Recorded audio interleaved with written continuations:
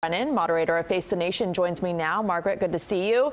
Looking ahead to the President's summit with Vladimir Putin, it's said they will discuss election meddling and Syria, among other topics. The president said he is totally prepared for that meeting. Is there really any way, though, to be prepared for a meeting with Putin?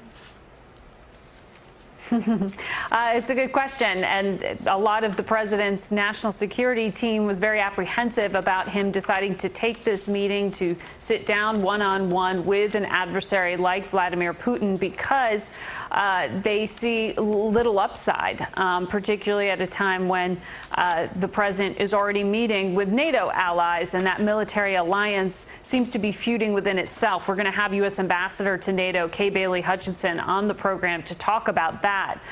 What some would like to see is more of a united front against Russia rather than the U.S. brokering deals with Vladimir Putin. And some of the concern is that the president may be too eager to strike a deal in Syria, one that may ultimately not pay off for the U.S. or its own interests. We had John Bolton, the national security advisor, on this program last Sunday, and he said they're looking to strike a deal with Putin to try to oust Iran from Syria. But of course, it's not clear at all that Vladimir Putin has the ability to deliver on any kind of promise. He's already breaking the one he made to President Trump last year. And back to the news of the day here at home and the trade war with China that began last night at midnight. The Trump administration, are they not concerned about the tariffs that went into effect and the ones that are still to come when it comes to hurting American businesses?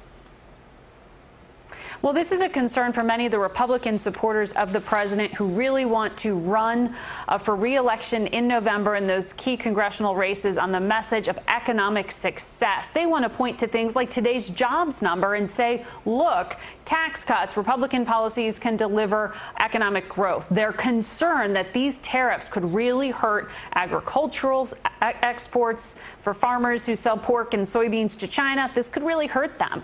And so the impact is potentially a negative one for some of these multinational businesses who sell products into the Chinese marketplace. So this is very much a concern that it could jeopardize the president's own message of success. We're going to talk to Senator Joni Ernst, Republican of Iowa, about that on the program this Sunday.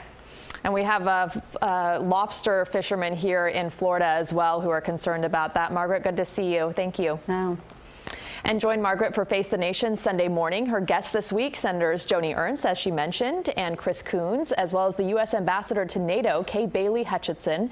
That's Sunday at 10:30. And then stay